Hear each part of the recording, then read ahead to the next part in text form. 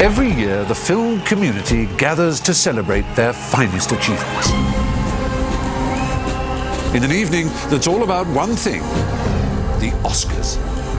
The world watches, and these talented artists hold their breath as the career-defining decision draws closer. And in a countdown to this moment, I'll be hosting a season dedicated to Oscar glory, with exclusive in-depth analysis and the finest films from the Academy's history. 28 days of Oscar, only on TCM. Hosted by Stephen Fry, every Sunday from 3 throughout February. You're watching TCM, and we're celebrating 28 days of Oscar, a tribute to many of the timeless classics that have either scooped a coveted Oscar or been nominated in various categories. As your host for this special season, I shall be taking you through some of the most outstanding selection of movies and honouring some of the most illustrious stars from the silver screen.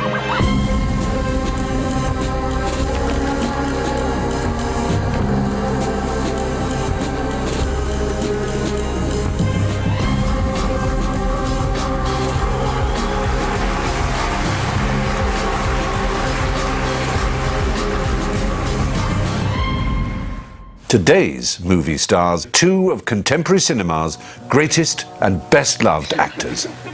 Emulating perhaps the most revered and infamous pair of American journalists of the 70s, Dustin Hoffman and Robert Redford take the lead roles as Washington Post hacks Carl Bernstein and Bob Woodward, who were responsible for breaking the Nixon Watergate scandal.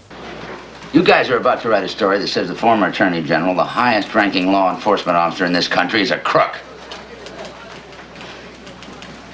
Just be sure you're right.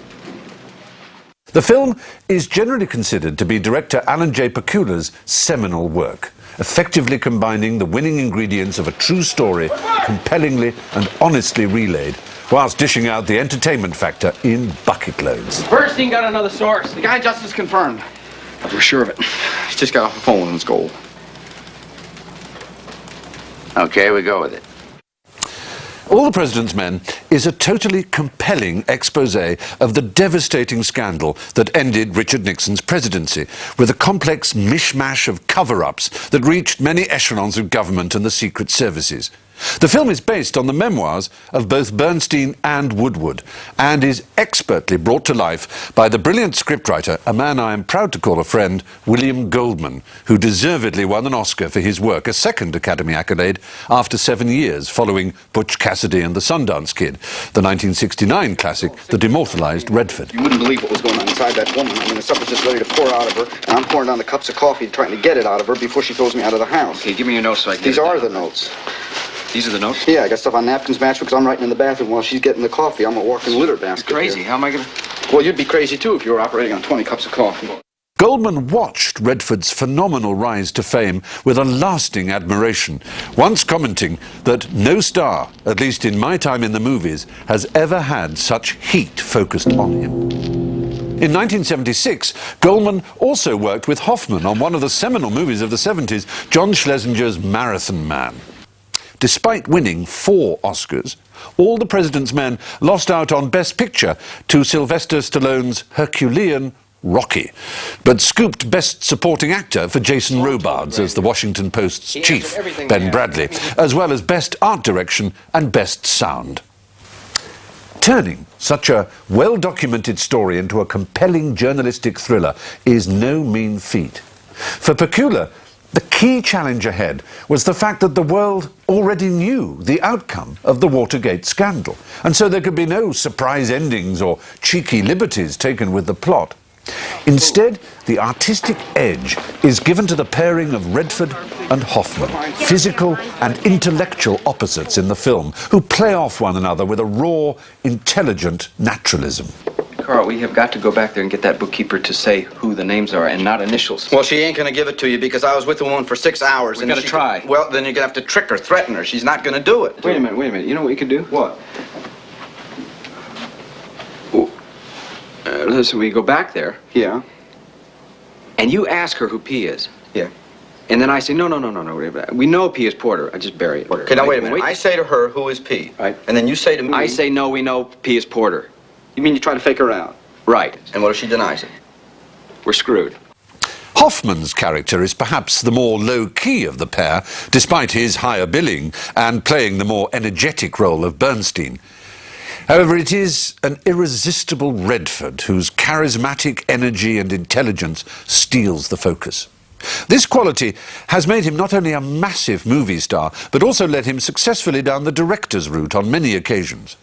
Born within a stone's throw of the Hollywood Hills, Redford came from an impoverished background, where he suffered his fair share of turbulence. His twin sisters died at birth, and he lost his mother when she was relatively young, leaving him to rampage his way through a notably inebriated and wayward youth. The character of Woodward, somewhat of a hero to Redford, became a fascination, and he has commented that he downplayed him purposefully uncharismatic. The compelling lure for Redford was the paradoxical character of a rather bland, polite individual who had both the determination and ruthless ability to bring down a president. Do you think he said it to impress you, to try to get you to go to bed with him? Jesus. No, I want to hear her say it. Do you think he said that to impress you, to try to get you to go to bed with him? Why did it take you 2 weeks to tell us this, Sally? I guess I don't have the taste for the jugular you guys have. All the President's Men has both Redford and Hoffman relay the reality of dogged persistence that typifies such hard-nosed journalism. It debates the conundrums of newspaper morality and editorial decisions, delves into the mysteries surrounding White House snitches, and relishes every cunning twist to the plot, fit to rival any fine detective novel. The really chilling factor of the film is that the quest for truth becomes dangerous for those involved, as revelations take the journalists through the ranks of FBI and CIA right into the heart of government. Get out your notebook. There's more. Your lives are in danger. And when the inevitable mistakes are made along the way, they have to pay.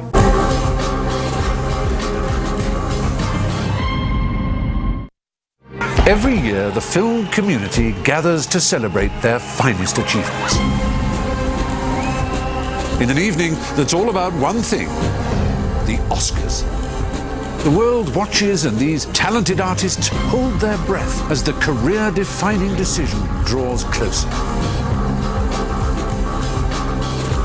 And in a countdown to this moment, I'll be hosting a season dedicated to Oscar glory, with exclusive in-depth analysis and the finest films from the Academy's history. 28 days of Oscar, only on TCM. Hosted by Stephen Fry, every Sunday from 3 throughout February.